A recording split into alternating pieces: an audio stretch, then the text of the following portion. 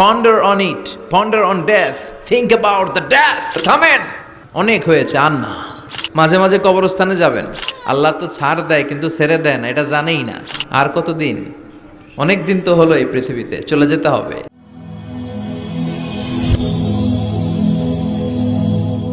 Rose TV 24. Enjoy by listening to the Holy Quran. We have to go back to our Lord. আমাদেরকে আমাদের রবের কাছে ফিরে যেতে হবে। নাকি থেকে যাবেন? থাকবেন কে কে? কেউ থাকতে পারবো না। This is the nature of life. এটাই জীবনের নেচার, থাকা যায় না। বাংলাদেশের একজন আপকামিং স্কলার, খুব ইয়াং অ্যান্ড এনার্জেটিক একজন স্কলার, শাহাদাত হুসাইন খান ফয়সাল, আজকে মারা গিয়েছে, শুনেছেন? গতকালও আমি দেখছিলাম তাকে, গতকালও তরচাদা যুবক, আজকে নাই। This is the nature of life. কালকে হয়তো আমি থাকবো না, হুট করে চলে যেতে হয়, ঠিক না? এই যে জীবন পরিক্রমায় আমরা আসি, থাকি, আবার চলে যাই, এরপরেও আমাদের টনক নড়ে না। আমাদের হৃদয় বড্ড পাষাণ, আমাদের এই হৃদয় নরম হতে চায় না, আমাদের চোখ বেয়ে পানি নামতে চায় না। এটাই জীবনের নিয়ম, চলে যেতে হবে। দাদা চলে গেল, বাবা গেল, আপনি যাবেন না? এটা কি ভাবেন? এটা প্রতিদিন ভাবা দরকার যে আমাকে চলে যেতে হবে। আমার পরবর্তী জীবনের জন্য, পরজগতের জন্য আসলে আমি কি করছি? আমরা শুধু ছুটছি, পাগলের মতো শুধু ছুটছি। আমরা ব্যস্ত, মহাব্যস্ত, super busy. Our life is super busy life. এত ব্যস্ত, এই ব্যস্ততা যেন শেষ হতে চায় না। এত ব্যস্ততা কিসে? স্টপ, থামেন একটু, বসেন, sit down and think about death. The most certain thing in our life is death, and the most uncertain thing in our life is the time of death. আমাদের জীবনের সবচাইতে সুনিশ্চিত বিষয় হচ্ছে যে আমরা মরে যাব, ঠিক না? সুনিশ্চিত, আমিও যাব, আপনিও যাবেন। কিন্তু the most uncertain thing in our life is the time of death. আর আমাদের জীবনের সবচেয়ে অনিশ্চিত বিষয় হচ্ছে মৃত্যুর সময়। আমরা কবে যাব আমরা কেউ জানি না। চলে যেতে হয়। এই ছোট্ট থেকে কৈশোর, শৈশব থেকে কৈশোর, সেখান থেকে যৌবন, তারপরে অবিবাহিত থেকে হয়ে গেলেন বিবাহিত, তারপর স্বামী হয়ে গেলেন, এরপর হয়ে গেলেন বাবা, এরপর হয়ে গেলেন শ্বশুর, তারপর হয়ে গেলেন নানা। আর কতদিন? অনেক দিন তো হলো এই পৃথিবীতে, চলে যেতে হবে, ঠিক কি না? This is the nature of life. এটাই হচ্ছে এই পৃথিবীর জীবনের পদ্ধতি। একটু ভাববেন, স্টপ, একটু থামেন। অনেক ছুটছি আমরা, অনেক কম্পিটিশন, অনেক প্রতিযোগিতা, থামেন, একটু থামেন। অনেক হয়েছে, আর না। এবার একটু ভাবেন যে আমাকে চলে যেতে হবে। মাঝে মাঝে কবরস্থানে যাবেন। এই এলাকায় কবরস্থান আছে? কোথায়? আশেপাশে। কবে গেছিলেন? কবে যে গেছি মনেই নাই, ঠিক না? কবরস্থানে যাওয়ার সময়টাও হয় না। একটু যাবেন, যে তাকাবেন যে শুয়ে আছে এখানে, ছোট বাচ্চারা শুয়ে আছে, আমার মতো যুবকরা শুয়ে আছে, বৃদ্ধরা শুয়ে আছে। এখানে যারা ছিল এরাও আমার মতো হুন্ডা হাঁকিয়ে বেড়াতো। এখানে অনেক যুবক শুয়ে আছে যাদের রক্ত আমার চেয়ে বেশি গরম ছিল, যারা বাপের বেটা পালোয়ান ছিল। আজকে সব শেষ, কিচ্ছু নাই, শুধু অন্ধকার আর অন্ধকার। এই অন্ধকার যেন শেষ হতে চায় না। এজন্য একটু থামেন, একটু ভাবেন।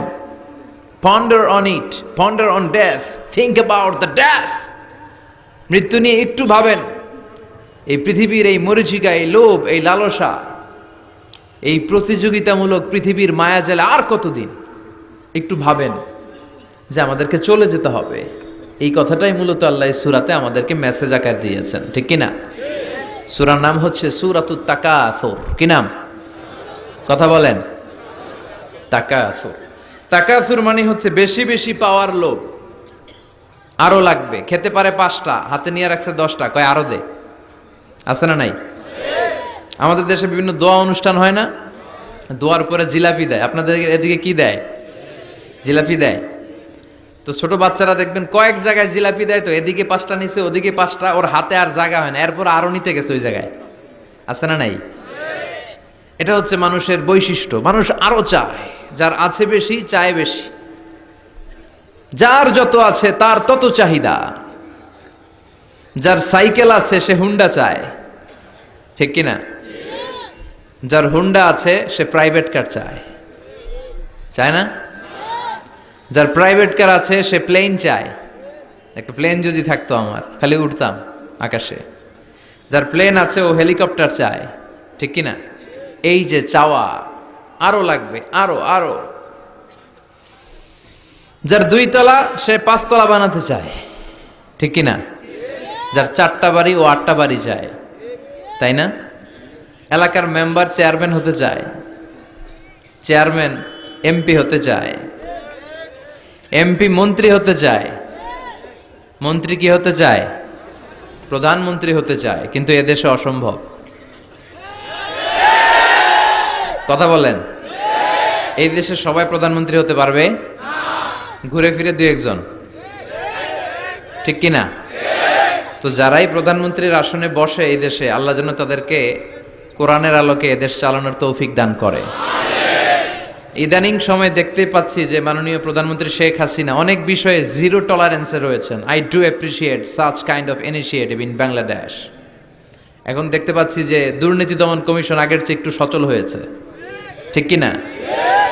বিভিন্ন মন্ত্রণালয়ের কাজের যে স্পিড, এটা একটু বেড়েছে। এটা যেন লোক দেখানো না হয়, এটা যেন সাময়িক সময়ের জন্য না হয়, এটা যেন একটা কন্টিনিউয়াস প্রসেস হয়, তাহলেই বাংলাদেশের উন্নতি হবে। চিল্লায় বলেন ঠিক কিনা? আমরা জনসাধারণ, আমরা খেটে খাওয়া মানুষ, আমরা খুব বেশি কিছু চাই না। আমরা চাই নিরাপত্তা, আমরা চাই দুবেলা দুমুঠো খেয়ে পড়ে থাকার অধিকার, আমরা চাই কথা বলার স্বাধীনতা, আমরা চাই চিন্তার স্বাধীনতা, আমরা চাই আসল অর্থে স্বাধীনতা। চিল্লায় বলেন ঠিক কিনা? এরকম একটা দেশ যেন আমরা গড়তে পারি, আল্লাহ তৌফিক দাও।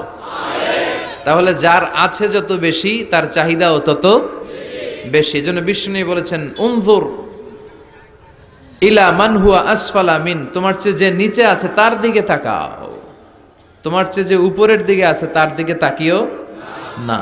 উপরের দিকে তাকালে তোমার কষ্ট লাগবে, কিন্তু নিচের দিকে তাকালে তোমার শুকরিয়া আদায় করতে মন চাবে, ঠিক কিনা? শেখ সাদি রাহিমাহুল্লাহ নাম শুনছেন না? ওনার একবার আর্থিক ভাবে খুব খারাপ অবস্থা যাচ্ছিল, ওনার পায়ে জোতা ছিল না, কি ছিল না? তো উনি মন খারাপ যে হায় রে, আমি এত বড় ইরানি কবি, আমি বালাগাল উলা বিকামালিহি কাশাফাদ দুজা বিজামালিহি লিখলাম, ওটা বিশ্বব্যাপী আমার এত নাম দাম, আমার পায়ে জুতা নাই। উনি বেজায় মন খারাপ করে রাস্তায় বেরিয়ে হাঁটছেন খালি পায়ে। হাঁটতে হাঁটতে হঠাৎ একটা লোকের দিকে তাকালেন, দেখলেন ওই লোকের 2টা পাই নাই। কি নাই? পা নাই। এবার উনি আল্লাহর শুকরিয়া করেন যে আল্লাহ অনেক দিয়েছো, অনেক দিয়েছো, শুকর আলহামদুলিল্লাহ। এজন্য আপনার চেয়ে খারাপ অবস্থানে যে আছে তার দিকে একটু তাকান। আপনি আপনার অবস্থানে সন্তুষ্ট না, কিন্তু অনেকে আছে আপনার অবস্থানে আসার জন্য সংগ্রাম করে যাচ্ছে। আপনার অবস্থানটা, আপনার বর্তমান অবস্থানটা অনেকের কাছে স্বপ্ন। সে স্বপ্ন দেখে আপনার জায়গায় পৌঁছার। এজন্য সব অবস্থায় শুকরিয়া করতে হবে। কার? সূরার নাম সূরাতুত তাকাসুর। সূরার নাম কি? তাকাসুর মানে বেশি বেশি চাওয়া। মানুষের স্বভাব হচ্ছে মানুষ বেশি বেশি চায়। রব্বুল আলামিন বলেন, আলহাকুমুত তাকাসুর হাত্তা যুরতুমুল মাকাবির। দুনিয়ার লোভ লালসা, বেশি বেশি পাওয়ার আকাঙ্ক্ষা তোমাদেরকে একেবারে গাফেল বানিয়ে দিয়েছে। এই গাফলতি কোনোদিন তোমাদের কমবে না যতদিন না তোমরা কবরের বাড়িতে ঢুকবা। কার কথা? রব্বুল আলামিন বলেন, আলহাকুমুত তাকাসুর হাত্তা যুরতুমুল মাকাবির। দুনিয়ার লোভ লালসা তোমাদেরকে পাগল বানিয়ে দিয়েছে। এই গাফলতি পাগলামি কোনোদিন তোমাদের থামবে না যতদিন না তোমরা কবরে ঢুকবা। কার কথা? কবরে আমাদের ঢুকাই লাগবে, বাঁচার কোনো উপায় আছে? একদিন মাটির ভেতরে হবে ঘরে মন আমার, কেন বান্ধ দালান ঘর, প্রাণ পাখি উড়ে যাবে পিঞ্জর ছেড়ে। ধরা ধামে সবই রবে, তুমি যাবে চলে। বন্ধু বান্ধব যত, মাতা পিতা দ্বারা সুত, সবই হবে তোমার পরে। মন আমার কেন বান্ধ দালান ঘর, একদিন মাটির ভেতরে হবে ঘরে। মন আমার কেন বান্ধ দালান ঘর, ঠিক কিনা? মাটির ভেতরে আমাদের যাওয়াই লাগবে, বাঁচার কোনো উপায় আছে? এজন্য রাব্বুল আলামিন বলেন, দুনিয়াতে বেশি বেশি লাগবে, আরো বেশি চাই। এই প্রাচুর্যতার লোভ, সম্পদের লোভ, ক্ষমতার লোভ তোমাদেরকে একেবারেই গাফেল বানিয়ে দিয়েছে। আখিরাতকে একেবারে বেমালুম তোমরা ভুলে গিয়েছো। তোমাদের গাফলতি কমবে না যতদিন না তোমরা কবরের ভিতরে ঢুকবা, ঠিক কিনা? কবরে ঢুকার আগ পর্যন্ত এই যে আমাদের আরো চাই, আরো চাই, আরো লাগবে, এটা কোনোদিন কমবে না। একমাত্র কবরই পারে আমাদেরকে স্তব্ধ করে দিতে, আমাদেরকে থামিয়ে দিতে পারে শুধুমাত্র কেবলমাত্র কবর। চিল্লায় বলেন ঠিক কিনা? ওই কবরে ঢোকার আগ পর্যন্ত খালি হাত পাতে, আরো দাও আরো দাও। যারা হাত পাতে এদেরকে আরবিতে বলে ফকির। কি বলে? আল্লাহ বলেন তোদের স্বভাব হচ্ছে ফকিরদের স্বভাব। কার কথা? ইয়া আইয়ুহান নাসু আনতুমুল ফুকারাউ ইলাল্লাহ ওয়াল্লাহু হুয়াল গনিয়ুল হামিদ। ও দুনিয়ার মানুষেরা, তোমরা সবাই ফকির, আসল ধনী একজন। চিল্লায় বলেন তিনি কে? তিনি হচ্ছেন আল্লাহ। তিনি কারো কাছে চায় না, আর সবাই তার কাছে চায়, ঠিক কিনা? আমাদের স্বভাব আরো চাই, আরো চাই, আরো চাই। এই স্বভাবটা আমাদের পাল্টাতে হবে। আপনি একটু যোগ বিয়োগ দিবেন যে সুখে শান্তিতে, সুখ শান্তি খুব আপেক্ষিক বিষয়। খেয়াল রাখবেন, সুখ শান্তি টাকা দিয়ে কেনা যায় না, এই কথাটা মনে থাকবে। আপনার যদি টাকার পাহাড় হয়, খেয়াল করে বুঝেন, আপনার যদি টাকার পাহাড় হয়, সম্পদের পাহাড় হয়, আপনি গাড়ি কিনতে পারবেন, বাড়ি কিনতে পারবেন, কিন্তু সুখ কিনতে পারবেন না। সুখ কিনতে পাওয়া যায়? আছে ফেনীতে সুখ এন্টারপ্রাইজ আছে, যে জায়গায় সুখ বিক্রি করে। তাহলে আজকে নিয়ে যাব আমি গাড়িতে কইরা কয়েক কেজি। আছে? আছে না, সুখ কিনতে পাওয়া যায় না, এটা আপেক্ষিক বিষয়। আবার আপনার যদি অনেক টাকা হয়, পয়সা হয়, আপনি খেয়াল রাখবেন, আপনি খাট কিনতে পারবেন, দামি কম্বল কিনতে পারবেন, বালিশ কিনতে পারবেন, কিন্তু ঘুম কিনতে পারবেন না। ঘুম কিনতে পাওয়া যায়? ফেনীতে কেউ বেছে ঘুম? আপনি যদি ডাক্তারের কাছে যেয়ে বলেন, ডাক্তার সাহেব আমারে 5 কেজি ঘুম দেন, ডাক্তার কবে, ধুর মিয়া আমারই ঘুমে ধরে না, আমারই মাঝে মাঝে টেনশনের চোটে ঘুম আসে না, আপনারে কি দিব ঘুমের। তো এই জন্য ঘুম কিনতে পাওয়া যায় না। খেয়াল রাখবেন, সুখ শান্তি এগুলো আল্লাহর দান। অল্পেও সুখ থাকতে পারে, ঠিক কিনা? আপনি বিশ্বনবীর জীবনী পড়ে দেখেন, বিশ্বনবী অল্প খেতেন, অল্প পড়তেন, অল্প জমাতেন, আর অল্পের ভিতরে সুখ দিয়েছে কে? টাকা যার বেশি, দুঃখ তার বেশি। টাকা যার বেশি, কষ্ট তার বেশি। টাকা যার বেশি, টেনশন তার বেশি। আপনি খেয়াল করে দেখেন, যারা বড় বড় ভিআইপিস এন্ড সিআইপিস, অনেকদের সাথে আমাদের পরিচয় আছে। তো ফ্যামিলিগত অনেক বিষয় আমরা কিছুটা জানি। সুখ নাই, শান্তি নাই, খালি কষ্ট আর ব্যারাম। আর কি? ব্যারাম। আরাম আছে ইসলামের ভিতরে। আপনি অল্প খেয়ে অল্প পড়ে শুকর গুজার হবেন, এটার ভিতরে শান্তি আর আরাম ঢুকাই দিয়েছে কে? আপনি খুঁজে দেখবেন যে অনেক কোটি টাকার মালিক, এদেরকে সিআইপি বলে। বড় শিল্পপতিদেরকে কি বলে? CIP, commercially important person. এদের জন্য এয়ারপোর্টে একটা লাউঞ্জ থাকে, এয়ারপোর্টের ভিতরে আলাদা লাউঞ্জ, দেখবেন বড় করে লেখা সিআইপি লাউঞ্জ। আমার পরশুদিন প্রোগ্রাম ছিল ফরিদপুরে। তো ফরিদপুর থেকে আবার আমি রাতে চলে এসেছি, সকাল 8টার ফ্লাইটে এসেছি চট্টগ্রামে। তো ওখানে এখন সোশ্যাল মিডিয়ার কল্যাণে আমাদেরকে অনেকে চিনে। তো ওখানে যত সিকিউরিটি আছে, গোয়েন্দার লোক আছে, সবাই আমাকে ধরছে যে হুজুর আপনি এখানে না বসে আপনি সিআইপিসদের রুমে চলেন। আমি কি ভাই, আমি তো সিআইপি না, আমি মাফও চাই দোয়াও চাই। বলেন না, আপনি আসেন। তো সিআইপি হচ্ছে কমার্শিয়ালি ইম্পর্টেন্ট পারসন, এদেরকে বলে সিআইপি। তো এরকম অনেক সিআইপিদেরকে আমরা চিনি। ঘরে সুখ নাই, শান্তি নাই, স্বামী স্ত্রীর মধ্যে ভালোবাসা নাই, আছে মলমানিল্য, ধরাধরি, কাটাকাটি, মারামারি। ছেলে মেয়েদের সাথে সুখ নাই, শান্তি নাই, ছেলে কথা শোনে না, ছেলে টানে গাঞ্জা, আছে না নাই? মেয়ে করে পরকিয়া, মায় দেখে কিরণমালা। তো এইটা কি কোনো সংসার? এটা জাহান্নামের টুকরা। আচ্ছা এবার আসেন অল্প পয়সার মানুষ যারা যারা ফ্যাক্টরিতে কাজ করে, রিক্সা চালায়, কুলি মজুর, দেখেন এদের রোগ বালাই নাই, কষ্ট নাই, ঘরে শান্তি, নিজেও নামাজ পড়ে, আবার ফ্যামিলিতে যারা আছে ওরাও নামাজ পড়ে, ছেলেটাও নামাজ পড়ে, মেয়েটাও নামাজ পড়ে, ছেলেটাও সূরা ফাতিহা পড়ে, মেয়েটাও পড়ে, আলহামদুলিল্লাহ বলে। এটারে সুখ বলে। সুখ চিনে নিয়ে যান, এটারে টাকা দিয়ে কিনতে পাওয়া যায় না। যারা ধনী, এই সিআইপিসদের টেনশন বেশি, এদের রোগ বেশি, এমনকি এরা খেতেও পারে না। ডাক্তার তাদেরকে খুবই রেস্ট্রিক্টেড একটা ডায়েট প্রেসক্রাইব করে। ডাক্তাররা বলে আপনি গোশত খাবেন না, মাছ খাবেন না, আপনি খাসি খাবেন না, চিংড়ি খাবেন না, শুধু খাবেন ঘাস, শুধু খাবেন সবজি, ভেজিটেবল। খুবই রেস্ট্রিক্টেড ডায়েট।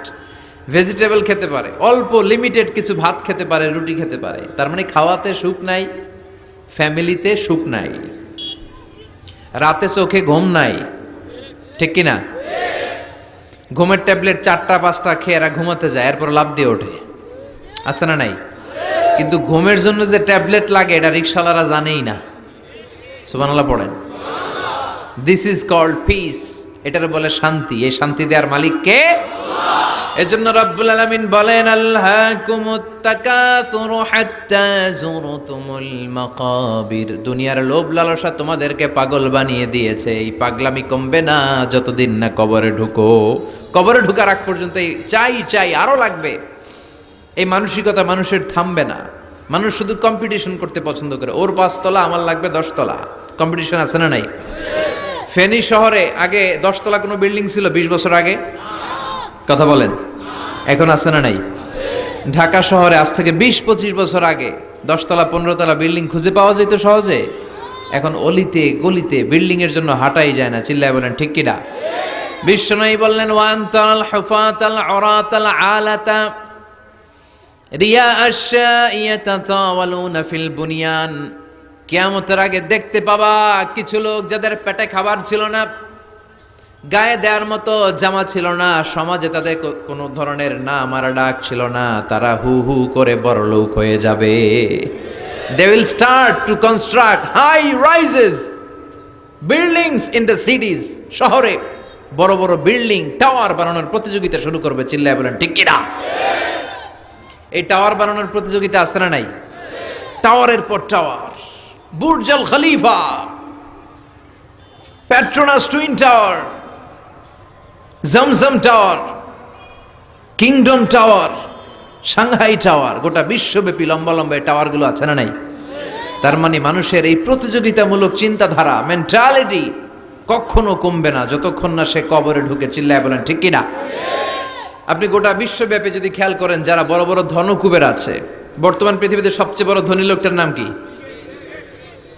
চিনেন আপনারা ওনাকে? কি নাম? কত টাকার যে মালিক সে নিজেও জানে না। তার পকেট থেকে যদি 1 বান্ডিল টাকা পড়ে যায়, এই টাকাটা উঠাতে তার যত সময় লাগবে, এটা না উঠায় যদি সে হাঁটে, তার মেধার আইডিয়াগুলোকে কাজে লাগালে এর চেয়ে বেশি টাকা আরো জেনারেট হয়ে যাবে। কি পরিমাণে টাকার মালিক সে! বারেন ওয়াফেদ বারেন, কি নাম ওর? আল্লাহু আকবার। কত টাকার মালিক সে নিজেও জানে না। প্রিন্স ওয়ালিদ বিন তালালের নাম শুনেছেন? সৌদি ধনকুবের, সৌদি বর্তমান যে বাদশা তার আগের বাদশার ভাগিনা, কিংডম হোল্ডিং কোম্পানির মালিক। তার একটা প্লেন আছে, পার্সোনাল জেট প্লেন, যেটার 70% মেড অফ গোল্ড। একটা বিমান, যে বিমানের 70% স্বর্ণ দিয়ে বানানো। নাউজুবিল্লাহ পড়বেন না? আমার ব্রুনাইতে একটা প্রোগ্রাম ছিল, পৃথিবীর সবচাইতে বড় যে প্যালেস, রাজপ্রাসাদ, এটার নাম হচ্ছে ইস্তানা নুরুল ইমান। প্রায় 2000 কক্ষ আছে ওটার ভেতরে। ওই রুমগুলোর ভেতরে যে কমোড আছে, টয়লেটের কমোড, এগুলো মেড অফ গোল্ড, স্বর্ণ দিয়ে বানানো। নাউজুবিল্লাহ কইবেন না? এই ইস্তানা নুরুল ইমানের মালিক হচ্ছে ব্রুনাইয়ের সুলতান হাসান আল বালখিয়া। তার সংগ্রহে 500টা রোলস রয়েস গাড়ি আছে। কয়টা? যে রোলস রয়েস গুলার কমসে কম দাম হচ্ছে বাংলাদেশি টাকায় 8 থেকে 10 কোটি টাকা। এরকম কয়টা আছে? আচ্ছা, আপনারা উত্তর করেন যে একজন মানুষের আনন্দ ফুর্তি করতে, ঘুরতে, চিলিং করতে, আউটিং এ যেতে, লং ড্রাইভে যেতে সবাই মিলে ফ্যামিলির কয়টা গাড়ি লাগে? 5টা? 10টা? হ্যাঁ, তার সংগ্রহে রোলস রয়েস গাড়ি আছে 500টা।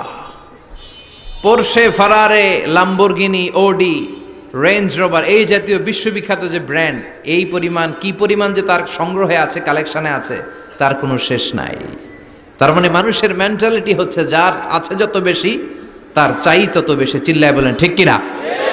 এজন্য রাব্বুল আলামিন বলেন, আল্হাকুমুত তাকাসুরু হাত্তা যুরতুমুল মাকাবির। তোমাদের দুনিয়ার লোভ লালসা কোনোদিন কমবে না যতক্ষণ না তোমরা কবরের বাড়িতে ঢুকবা। ঠিক কিনা?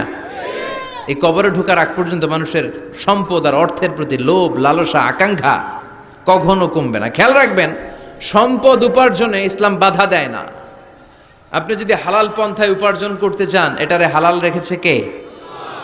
সম্পদ আপনি উপার্জন করবেন, খরচ করবেন, আপনার উপর জাকাত ফরজ হলে জাকাত দিয়ে দিবেন, কিন্তু সম্পদকে হৃদয়ে স্থান দেয়া যাবে। হৃদয়ে থাকবে কার ভয়?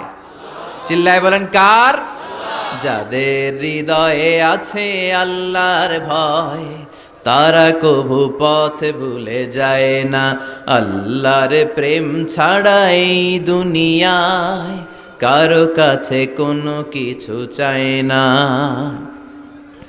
রাতের আধারে যারা সেজদাতে রয়, দু চোখের শ্রুতে নদী যেন বয়। ছলনার হাছানি যতই আসুক, পেছনে ফিরেও সে তাকায় না। যাদের হৃদয়ে আছে আল্লাহর ভয়, তারা কভু পথ ভুলে যায় না। আল্লাহর প্রেম ছাড়া এই দুনিয়ায় কারো কাছে কোনো কিছু চাই না, কারো কাছে কোনো কিছু চাই না। ঠিক কি না? মুমিনের অন্তরে তো মুমিন অর্থ সম্পদকে স্থান দিতে পারে না। মুমিনের অন্তরে মুমিন স্থান দিবে কাকে? চিৎকার করে বলতে হবে কাকে? তার মানে ইসলাম বলে তুমি সম্পদ উপার্জন করো, সম্পদকে তুমি আহরণ করো, কিন্তু সম্পদকে তুমি তোমার হৃদয়ে স্থান দিও না। হৃদয়ে স্থান দিবা কাকে? আবার সম্পদ পেয়ে যখন আপনি ধনী হয়ে যাবেন, জাকাত দেয়াটারেও ফরজ করেছে কে? দে জাকাত, দে জাকাত, তোরা দে রে জাকাত। তোর দিল খুলবে পরে, আগে খুলো খাত। দে জাকাত, দে জাকাত, তোরা দে রে জাকাত। পড়েন আমিন। আপনার দিল পরে খুলবে, আগে খুলতে হবে কি? হাত। হাত যাদের খোলা তাদেরকে পছন্দ করে কে? আবার বিশ্বনবী বললেন 7 শ্রেণীর ব্যক্তি আছে, যে 7 শ্রেণীর ব্যক্তিকে রব্বুল আলামিন কিয়ামতের ময়দানে আরশের নিচে ছায়া দিবে। ওই 7 শ্রেণীর মধ্যে 1 শ্রেণীর ব্যক্তি এমন ব্যক্তি, ওই ব্যক্তি ডান হাত দিয়ে যেটা দান করে, তার বাম হাত ওই দানের ঘটনা টের পায় না। ডান হাতে দেয় কিন্তু বাম হাত টের পায়। তার মানে গোপন দান। কি দান? গোপন দান আল্লাহর কাছে খুব প্রিয়। গোপন দানের মধ্য দিয়ে আল্লাহর ক্রোধ রাগ কমে যায়। এজন্য গোপনে দান করবেন। আপনি মাহফিলে লোক দেখিয়ে 1 লক্ষ টাকা দিলেন, 10 লক্ষ, এটার মধ্যে যদি রিয়া থাকে, শো অফ, লোক দেখানো মানসিকতা থাকে, এটা হয়ে যাবে হাবা আম্মানসুরা। মিজানের পাল্লা এটার কোনো ওজন হবে না। আর আপনি রাত্রিবেলা লুকিয়ে লুকিয়ে মসজিদের পাশ দিয়ে যাচ্ছিলেন, দেখলেন যে দান বক্স, পকেট থেকে 2 টাকার নোট বের করে দিয়েছেন, এটারে মিজানের পাল্লায় উহুদ পাহাড়ের সমান ভারী করবে কে? এজন্য আল্লাহ বলেন, গোলাম তোর গোপন দান আমার কাছে প্রিয়। বান্দা যখন গোপন দান করে, ওই গোপন দানকে আল্লাহ বাড়াতে থাকে, যদিও এটা পরিমাণে কম। আল্লাহু আকবার। গাভীর মালিক যখন নতুন বাছুর পায়, গাভী যখন বাছুর দেয়, উটের মালিক যখন নতুন উটের বাচ্চা জন্ম দেয়, উটের মালিক বড্ড খুশি হয়ে যায়। ওটের মালিক ওটের ছোট বাচ্চাটাকে খাইয়ে দাইয়ে পেলে পুষে বড় করে। আল্লাহ বলে আমার সন্তুষ্টির জন্য যে এই ছোট্ট দানটুকু সেই দিন তুই করেছিস, তোর দানটাকে পেলে পুষে বড় করে আমি উহুদ পাহাড়ের সমান বানিয়ে তোর মিজানের পাল্লায় উঠাইয়ে দেব রে গোলাম। এজন্য লুকিয়ে দান করাটা শ্রেয়। আপনারা যারা দান করতে চান আপনারা শো অফ না করে লুকিয়ে দান করবেন, রাজি আছেন তো? আর সম্পদশালী যারা হয়েছেন তারা যাকাত দিবেন। যারা যাকাত দেয় না, ওয়াল্লাযীনা ইয়াকনিজুনা আয-যাহাবা ওয়াল ফিদ্দা ওয়ালা ইউনফিকুনাহা ফি সাবিলিল্লাহ ফাবাশশিরহুম বিআযাবিন আলীম। রব্বুল আলামিন বলেন, নবী যারা সম্পদের মালিক, 10টা 20টা ফ্ল্যাটের মালিক, একরের পর একর জমির মালিক, বিশাল সম্পদের মালিক, তারপরেও সম্পদ জমিয়ে রাখে, আল্লাহর রাস্তায় যাকাত দেয় না, তাদেরকে আপনি কঠিন আযাবের সুসংবাদ দেন। পড়েন নাউজুবিল্লাহ। আওয়াজ করে বলেন তো, আযাবের সুসংবাদ হয় না দুঃসংবাদ? হচ্ছে দুঃসংবাদ, কিন্তু আল্লাহ বললেন আযাবের সুসংবাদ দাও। তার মানে এই আযাবটা যেন তেন কোনো আযাব নয়, এটা ভয়ঙ্কর একটা আযাব। এটা যেন তেন আযাব নয়। 1000 বছর জাহান্নামের ভেতরে জ্বালিয়ে রাখা লোহার খুন্তি দিয়ে আপনার পেটে একটা ছেক দেয়া হবে, কপালে একটা ছেক দেয়া হবে, পিঠের মধ্যে ছেক দেয়া হবে। নাউজুবিল্লাহ পড়েন। এজন্য আল্লাহ বললেন কঠিন মর্মন্তুদ আযাব আর শাস্তি, পানিশমেন্টের সুসংবাদ দাও। ছেলে গণিত পরীক্ষায় ফেল করেছে, মা বলে তুই ফেল করছস, তোর আব্বা এসে এমন মাইট দিবে, মাইট দিলে মজা টের পাবি। আচ্ছা আওয়াজ করে বলেন, মাইট দিলে কি মজা পাওয়া যায় না ব্যথা পাওয়া যায়? কিন্তু মা বললেন যে মজা টের পাবি, তার মানে মাইটটা যে কড়া মাইট হবে, শাস্তিটা হবে বড় ডেঞ্জারাস শাস্তি। এই শাস্তির তীব্রতা, মাইরের তীব্রতা বোঝানোর জন্য মা মজার কথা বলেছেন। চিল্লায় বলেন ঠিক কিনা? এজন্য সম্পদশালী যারা হয়েছেন আল্লাহর শুকরিয়া করেন, আর বছরান্তে যাকাত দিয়ে দেন। সম্পদের মধ্যে বরকত দিবে কে? সাইয়েদনা মুসা আলাইহিস সালামের নাম শুনেছেন? ওনার এক চাচাতো ভাই ছিল কারুন, বিশাল সম্পদের মালিক। কত যে সম্পদ! তার সব সম্পদগুলো সে সিন্ধুকের ভেতরে আটকে রাখতো। আর ওই সিন্ধুকের তালার যে চাবিগুলো, ওই চাবিগুলা কাঁধে তুলতে 10 জন মানুষ লাগতো। তাহলে সম্পদ কি কম না বেশি? সাইয়েদনা মুসা আলাইহিস সালাম বললেন, আল্লাহ তোমাকে সম্পদের মালিক বানিয়েছে, তুমি এই সম্পদের যাকাত দাও। কি দাও? সে বলে না, আল্লাহ তো আমার সম্পদের মালিক বানায় নাই, ইন্নামা উতীতুহু আলা ইলমিন ইনদি, আমি আমার মেধা খাটিয়ে এই সম্পদের মালিক হয়েছি। সাইয়েদনা মুসা আলাইহিস সালাম বললেন, যাকাত দাও, না হয় আল্লাহর আযাবের অপেক্ষায় থাকো। কারণ বলে, তোমার আল্লাহরে বলো যদি পারে আমারে আযাব পাঠাইতে, আমার দিকে যদি পারে তোমার আল্লাহ যেন আযাব পাঠায়। আল্লাহরে চ্যালেঞ্জ দিস। কারে চ্যালেঞ্জ দেয়? আল্লাহ তো ছাড় দেয় কিন্তু ছেড়ে দেয় না, এটা জানেই না। আল্লাহ কি দেয়? কি দেয় না? এই কথাটা মনে রাখতে পারবেন? আল্লাহ কি দেয়? কি দেয় না? আল্লাহ ছাড় দেয়, আল্লাহ চান্স দেয়, আল্লাহ সুযোগ দেয়, আল্লাহ ভালো হয়ে যাওয়ার সুযোগ দেয়, কিন্তু আল্লাহ ভুলে যায় না, আর আল্লাহ ছেড়েও দেয় না। চিল্লায় বলেন ঠিক কি না? কারণ বলে, তোর আল্লাহরে বল পারলে আমারে মারতে, পারলে আযাব পাঠাতে বল, দেখি তোর আল্লাহর শক্তি কত রে মুসা, আযাব পাঠাতে বল। আল্লাহ বলে, ফাখাসাফনা বিহি ওয়া বিদারিহিল আরদ। এই কথা বলার সাথে সাথে কারুনের বিশাল সিন্ধুকের বাক্স, স্বর্ণের বাক্স, রূপার বাক্স, সম্পদের বিশাল বিশাল সিন্ধুকগুলো সহ কারুনকে আমি জামিনের মধ্যে দাবিয়ে দিলাম। নাউজুবিল্লাহ পড়েন। জামিনে, এটা একটা আশ্চর্যজনক শাস্তি। এই শাস্তি আবার অন্যদেরকে আল্লাহ দেয় নাই। আল্লাহ কাউকে আযাব দিয়েছেন প্রচন্ড বাতাস, বাতাস দিয়ে আল্লাহ উড়িয়ে দিয়েছেন। কাউকে দিয়েছেন পাথর বৃষ্টি, কাউকে দিয়েছেন আগুন বৃষ্টি, কাউকে দিয়েছেন ভূমিকম্প, কাউকে আল্লাহ আকৃতির বিকৃতি ঘটিয়েছেন। দাউদ আলাইহিস সালামের কিছু কওম, তারা সাগরের মাছ ধরে রাখতো। এই মাছগুলো সাইয়েদনা দাউদ আলাইহিস সালামের কণ্ঠের তেলাওয়াত শুনতে আসতো। আল্লাহ বললেন, শনিবারে মাছ ধরা যাবে না। কি বারে ধরা যাবে না? কারণ প্রত্যেক সপ্তাহের শনিবারে আকাবা উপসাগরের তীরে বসে সাইয়েদনা দাউদ আলাইহিস সালাম ওনার সুরের ঝংকার তুলে জাবুর কিতাব তেলাওয়াত করতেন।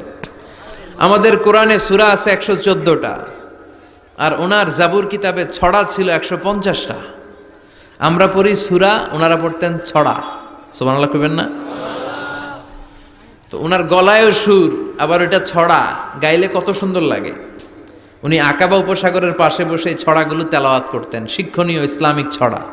আর এই ছড়ার সুরে মুগ্ধ হয়ে সাগরের মাছগুলো সাগর ছেড়ে দিয়ে ডাঙ্গায় চলে আসতো। আল্লাহ বললেন, দাউদের উম্মত খবরদার, শনিবারে মাছ ধরা যাবে না।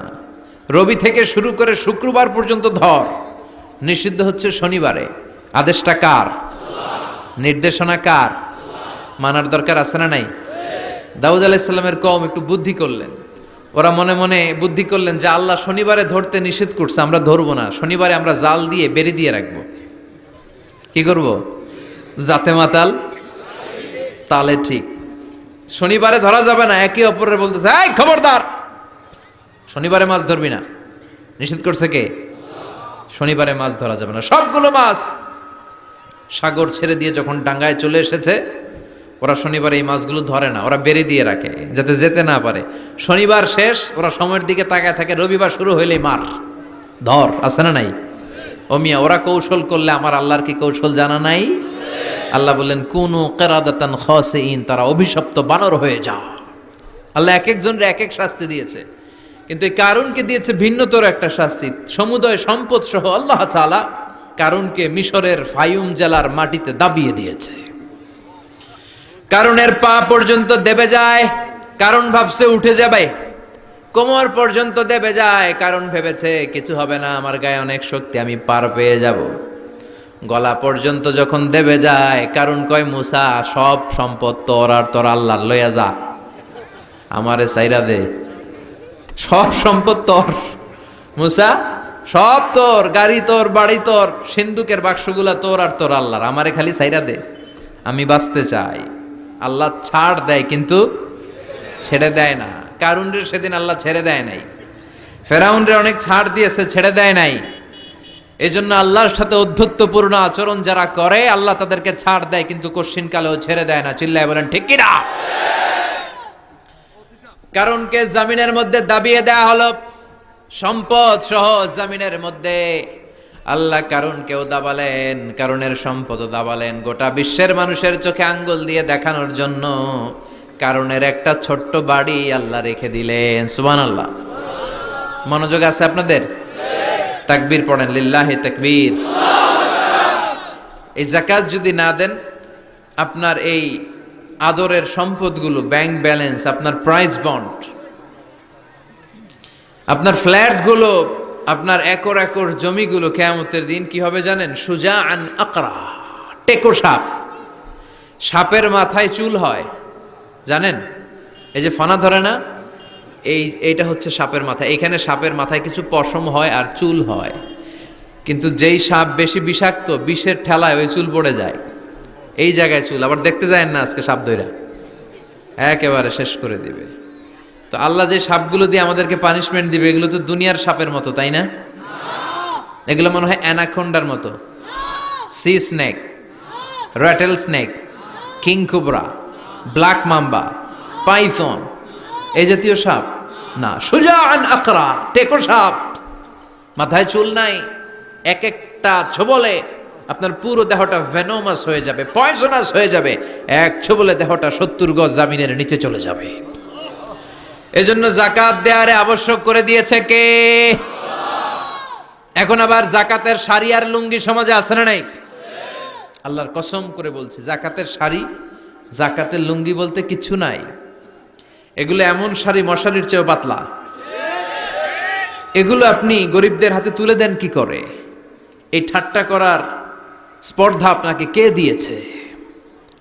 অনেক ভিআইপি সিআইপিসরা আছে, অ্যানাউন্স করে দেয়, আমার ওই বাংলো বাড়ির সামনে ফেব্রুয়ারির অত তারিখে আসবেন সবাই, 14ই ফেব্রুয়ারি আসবেন, ভালোবাসার শাড়ি দিয়ে দিব সবাই। তো এই পাতলা শাড়ি নেওয়ার জন্য আসে মহিলারা, শাড়ি দিবে 5000, মানুষ আসছে 1 লাখ, পদপৃষ্ঠ হয়ে মারা যায়, এরকম আছে না নাই? আপনার যাকাতের শাড়ি নিতে এসে ম্যানেজমেন্টের অভাবে, সুন্দর ব্যবস্থাপনার অভাবে পদপৃষ্ঠ হয়ে যারা মারা গেল, এদের হত্যার দায়ভার আপনি কিয়ামতের দিন এড়াতে পারবেন না। চিল্লায় বলেন ঠিক কিনা? যাকাত এসেছে দারিদ্র্য বিমোচনের জন্য। to wipe out the poverty from the society. সমাজ থেকে আপনি দারিদ্রতাকে ঝাড়ুপেটা করে বিদায় করবেন। এজন্য এসেছে যাকাত। একজন লোককে যখন আপনি যাকাত পে করবেন, এমন পরিমাণে যাকাত আপনি তাকে দিবেন যে তার জন্য আর অন্য কোথাও যাকাতের লাইনে যে হাত পাতা না লাগে। কথা বুঝতে পেরেছেন? এজন্য যাকাতের শাড়ি, যাকাতের লুঙ্গি কোনোদিন দিবেন না। আপনি 10,000 জনকে দেওয়ার দরকার নেই, আপনি 10 জনকে দেন, 10টা সিএনজি কিনে দেন। তাদের ঘরে যদি কর্মক্ষম ছেলে পেলে থাকে, অটো রিক্সা কিনে দেন, সিএনজি কিনে দেন, একটা অস্ট্রেলিয়ান গাই কিনে দেন, দুধ বিক্রি করে ফ্যামিলিটা চলবে, ঠিক কিনা? আপনি একটা চায়ের টং দোকান করে দেন, একটা ঝালমুড়ির দোকান করে দেন, তাহলে তার এই কাজের মধ্য দিয়ে তার পুরো ফ্যামিলিটা লিড করতে পারবে। চিৎকার করে বলেন ঠিক কিনা? এইভাবে যাকাত দিতে রাজি আছেন তো? আপনাদের মধ্যে থেকে যদি কারো যাকাত ফরজ না হয়, আপনাদের আত্মীয় স্বজনদের মধ্যে যাদের যাকাত ফরজ হয়েছে, এই মেসেজটা পৌঁছে দিতে হবে। রাজি আছেন? রাজি আছেন? এজন্য রাব্বুল আলামিন বলেন, আলহাকুমুত তাকাসুর হাত্তা যুরতুমুল মাকাবির। দুনিয়ার লোভ কোনোদিন তোমাদের কমবে না যতদিন না তোমরা কবরে ঢুকো। কবরে ঢোকার আগ পর্যন্ত আমাদের লোভ কমবে? চিল্লায় বলেন, কমবে না। আমরা এই দুনিয়াটাকেই সব মনে করি, আসলে এটা কি সব? কথা বলেন, আসলে এটা সব না। আমরা চাক্ষুষ যখন মালাকুল মাউতকে দেখতে পাবো, তখন আমাদের টনক নড়বে। আমরা প্রত্যেকেই কিন্তু মালাকুল মাউতকে দেখব, বিশ্বাস হয়? প্রত্যেকেই আমরা দেখব, ভালো হলেও দেখব, খারাপ হলেও দেখব। নিজ চোখে আমরা মালাকুল মাউতকে দেখতে পাবো, আর আমাদের রূহ তিনি কবজ করে নিয়ে যাবেন। চিৎকার করে বলেন ঠিক কিনা?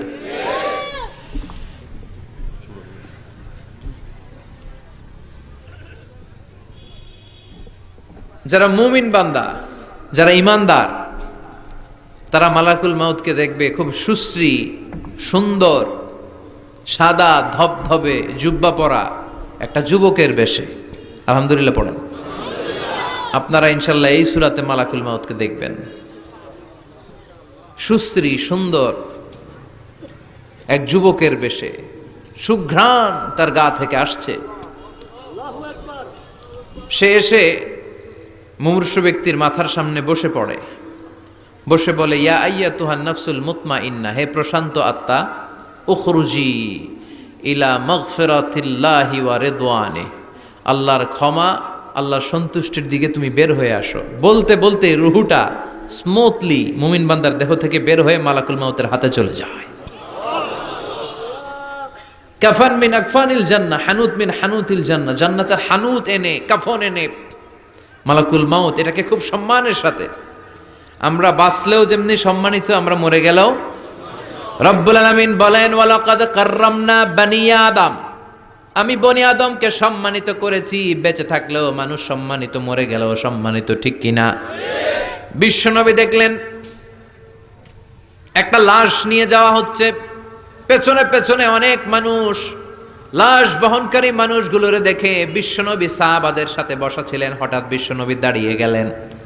সাহাবারা বললেন, নবী ইন্নাহু ইয়াহুদি, এইটা তো ইহুদির লাশ, আপনি দাঁড়ালেন কেন? আপনি বসেন। বিশ্বনবী বললেন, আওয়ালাইসাত নাফসান, হোক না ইহুদির লাশ, এটা কি মানুষ না? সুবহানাল্লাহ পড়েন। কি নবী ছিলেন! মানবতা, হিউম্যানিটি কাকে বলে তিনি গোটা বিশ্বের মানুষের চোখে আঙ্গুল দিয়ে শিখিয়ে গিয়েছেন। বিশ্বনবী বললেন, এটা মানুষ, মানুষকে আমি অনেক সম্মান দান করেছি। I have dignified the status of the sons of Adam, আমি আদম আলাইহিস সালামের সব সন্তানকে সম্মানিত করেছি। চিল্লায় পড়েন সুবহানাল্লাহ। আল্লাহ আমাদের সম্মান এত বাড়িয়েছে যে নূরের ফেরেশতারাও এই মানুষকে সেজদা দিতে বাধ্য হয়েছে, ঠিক কিনা?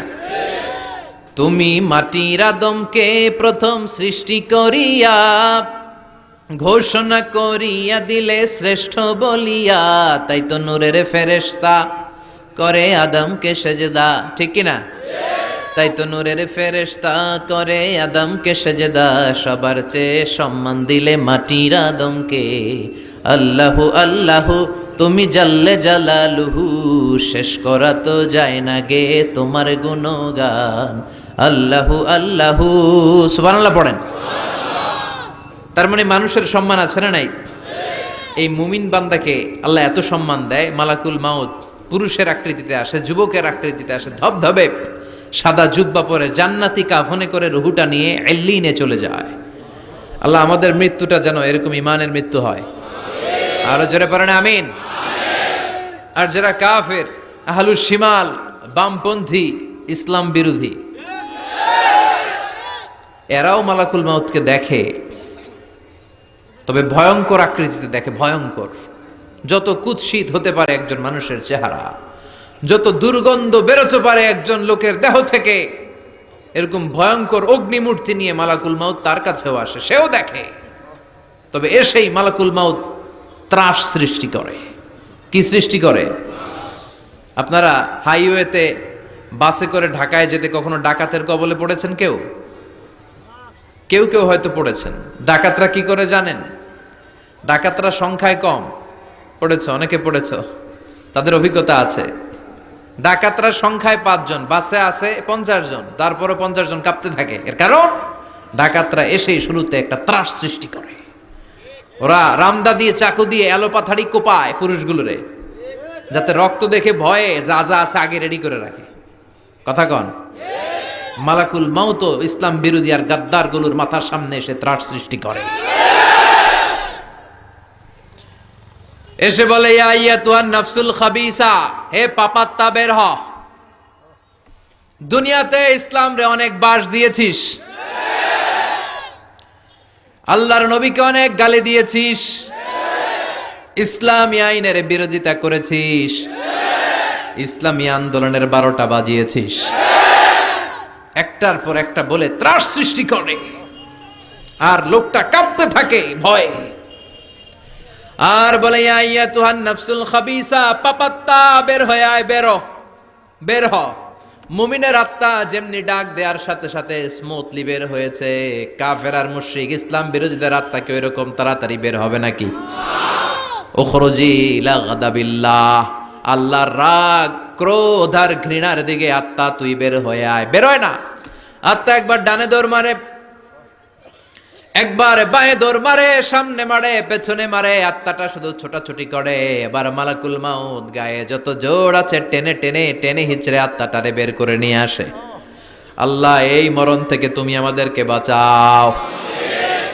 একটা জীবিত ছাগলকে জবাই না করে তার চামড়া দেহের এক জায়গা থেকে উল্টো দিকে টেনে হিচড়ে বের করলে সে যতটা ব্যথা পায়, এর চেয়ে বেশি ব্যথা কষ্ট দিয়ে ইসলাম বিরোধীদের রুহু কবজ করা হয়।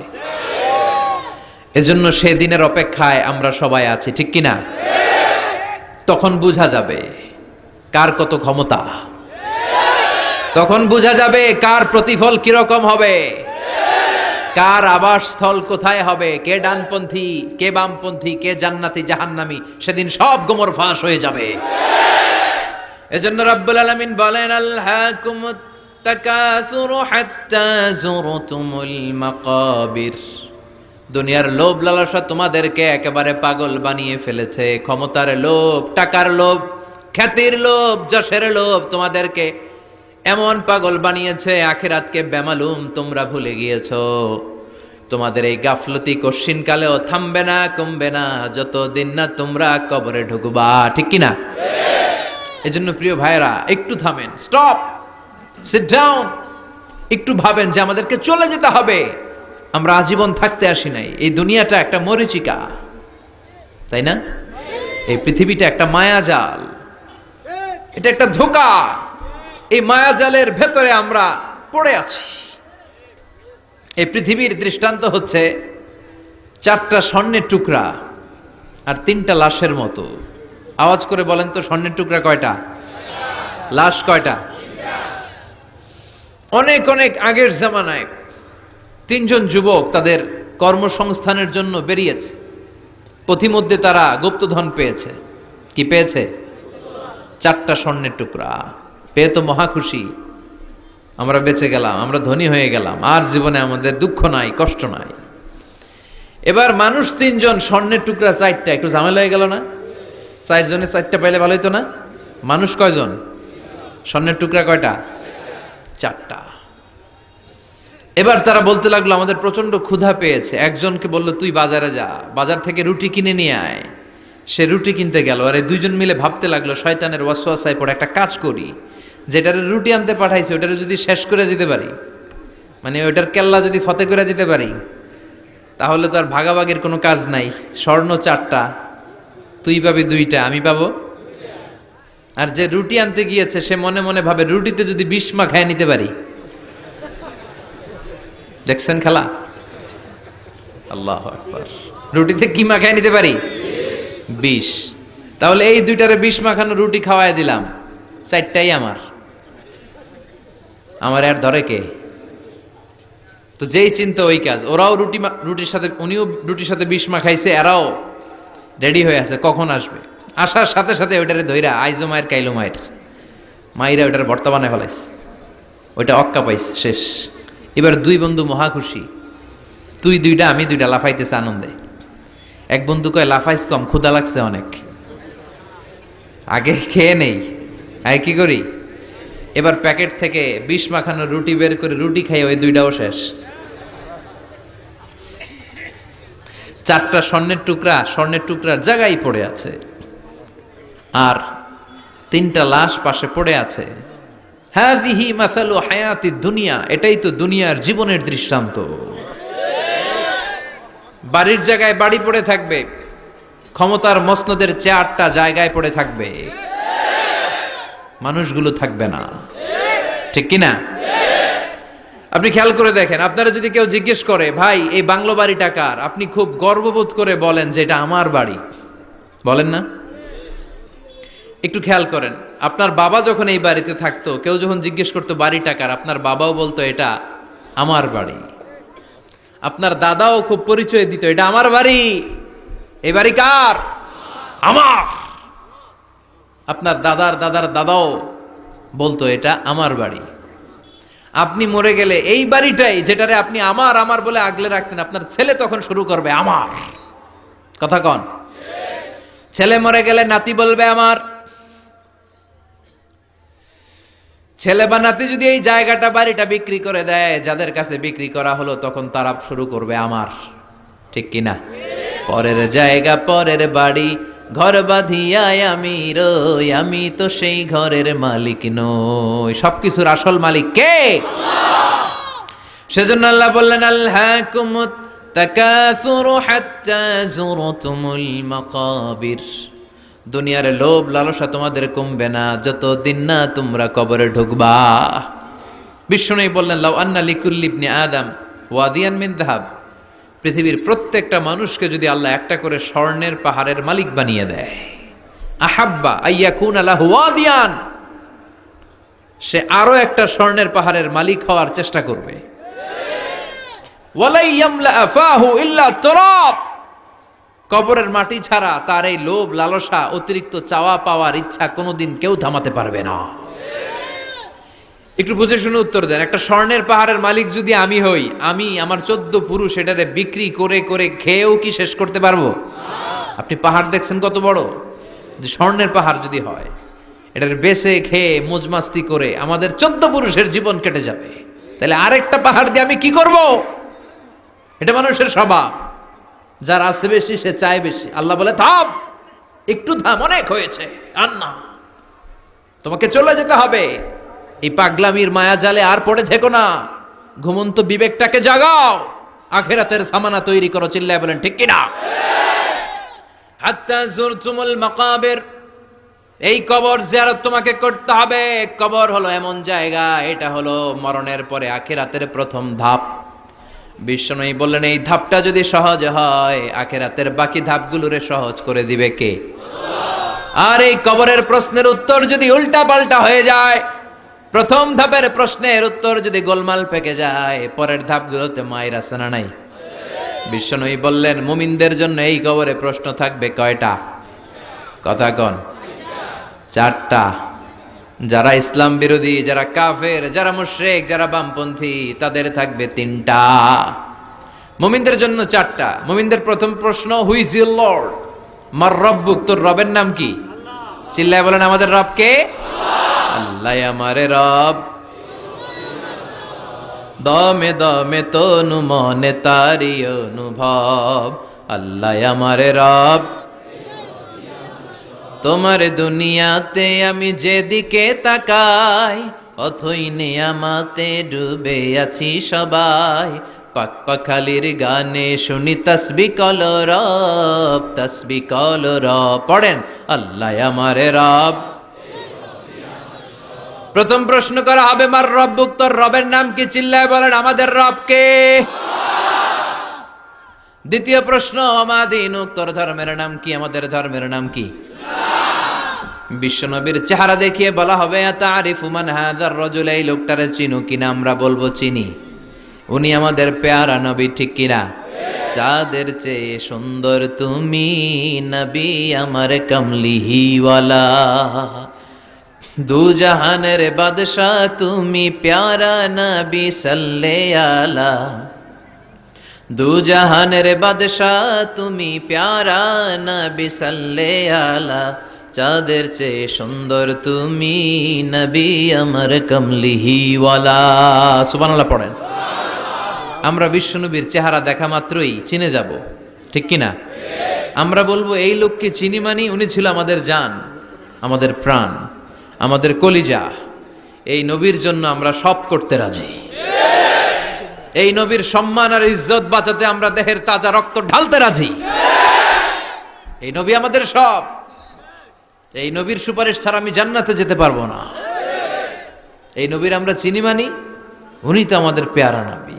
এই তিনটা প্রশ্নের উত্তর যখন পেরে যাবেন আপনারা ইনশাআল্লাহ, চতুর্থ একটা প্রশ্ন, ওয়ামা ইলমুক, হোয়াটস ইউর নলেজ? তুমি কিভাবে শিখলা? তুমি কি নকল করে শিখেছো না জেনে বুঝে? আপনাকে বলতে হবে কোরআন থেকে জেনে, হাদিস থেকে মেনে মেনে আমি শিখেছি। চারটা প্রশ্নের উত্তর যখন আপনি করে ফেলবেন, ফেরেশতারা বলবে আহলান সাহলান মারহাবান বিক, খোশ আমদেদ, সুস্বাগতম, তুমি তো কপালওয়ালা। আলহামদুলিল্লাহ পড়েন। ইফতাহু লাহু বাবুন ইলাল জান্নাহ, তার কবর থেকে জান্নাতের দিকে একটা দরজা খুলে দেয়া হবে। ওয়া ইফসাহু লাহু কবরুহু ৭০ যিরান, তার কবরটারে ৭০ হাত লম্বা বানিয়ে দেয়া হবে। ওয়া ইউলবাসু মিন লিবাসি আহলিল জান্নাহ, জান্নাতের দুইটা পোশাক তার গায়ের মধ্যে পরিয়ে দেয়া হবে। এরপরে ফেরেশতারা বলবেন, নাম কানাউমিল আরুস, ঘুমাও।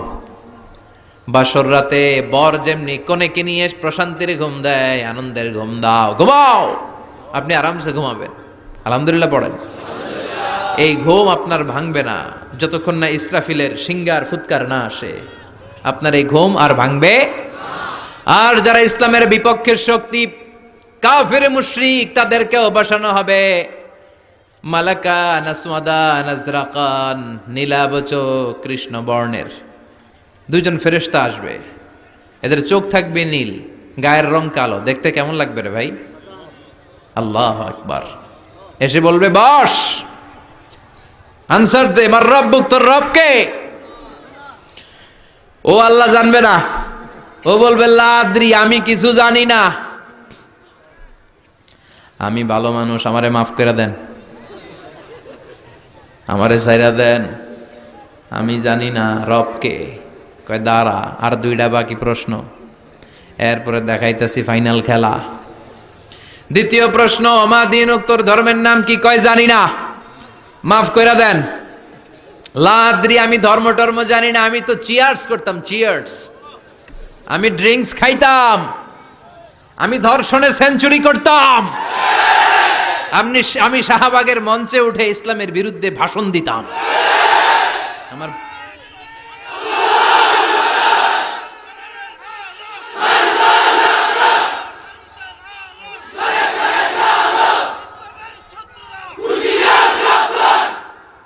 সে পাগলের মতো বলবে, লা আদ্রি, আমি কিছু জানি না, আমি কিচ্ছু মনে করতে পারছি না, কে আমার রব?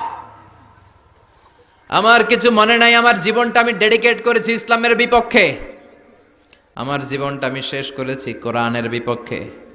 দুইটা প্রশ্ন শেষ, বাকি কয়টা?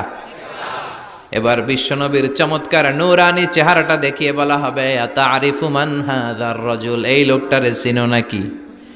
সে বলবে, আমি এই লোকটারে চিনি না। আমার দলের লোকেরা যা করত, নাস্তিকরা যা করত, আমিও তাই করতাম।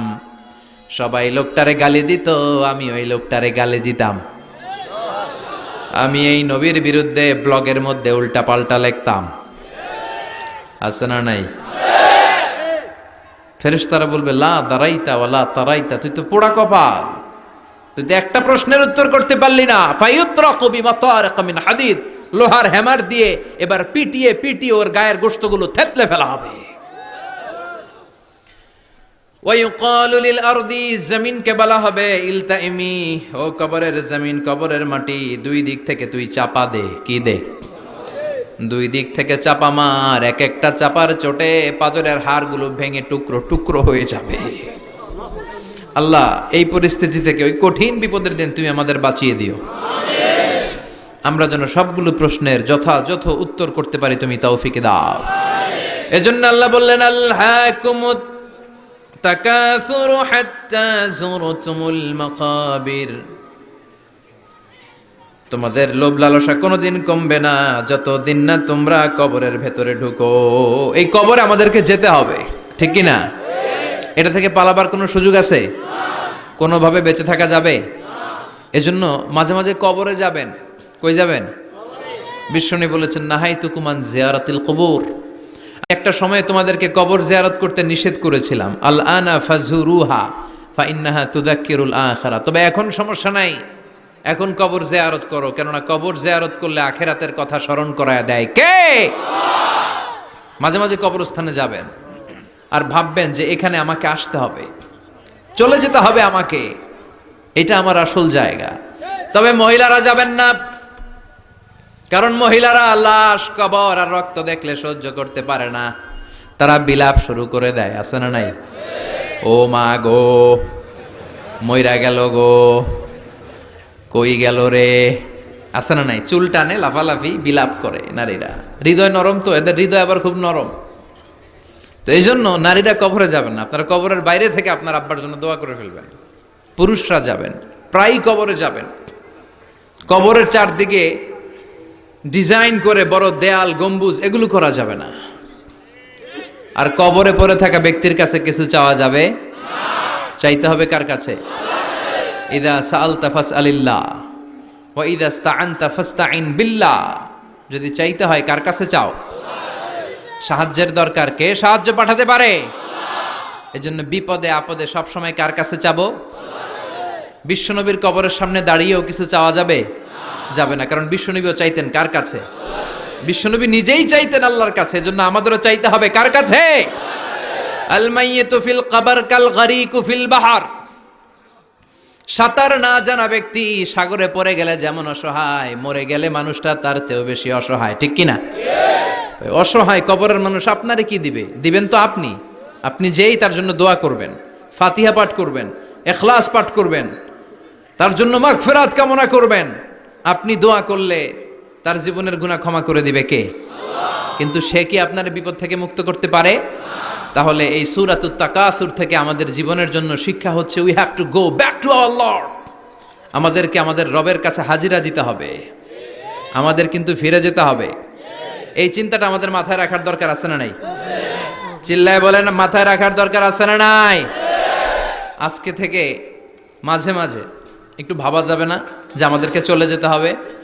সাইয়েদনা ওমর ফারুক বলতেন, মুতু ক্বাবলা আন তামুতু, মরার আগে একবার মরো। হাসিবু ক্বাবলা আন তুহাসাবু, আল্লাহ তোমার হিসাব নেওয়ার আগে তুমি একবার তোমার নিজের হিসাব নাও। বাড়িতে বসে দাগ কাটবেন, ভালো কাজ খারাপ কাজ লিখবেন, ভালো কয়টা করছেন, খারাপ কয়টা করছেন, এবার নিজে একটু হিসাব করেন আপনার অবস্থা কি হতে পারে। বিছানায় একবার চোখ বন্ধ করে লম্বা হয়ে শটান হয়ে শুয়ে যান, আর ভাবেন আপনি নাই। লোকজন কান্নাকাটি করবে, অ্যানাউন্স করা হবে আমাদের অমুক ভাই দুনিয়াতে নাই। বিকেল 4টায় জানাজা শুরু হয়ে যাবে। হাজার হাজার আপনার বন্ধু বান্ধবরা এসে কাঁদবে, জানাজা দিয়ে খাটিয়াতে করে কবরে রেখে দিয়ে আসবে। কেউ সাথে যাবে না, কেউ না। এই ঘটনাটা আমার, আপনার, আমাদের সকলের জীবনে ঘটতে যাচ্ছে। গোয়িং টু হ্যাপেন ভেরি সুনার, খুবই দ্রুত হতে যাচ্ছে। কবে হতে যাচ্ছে আমরা কেউ জানি না। The most certain thing in our life is death, and the most uncertain thing in our life is the time of death. আমরা চলে যাব, এটা নিশ্চিত। কবে যাব কেউ জানি না।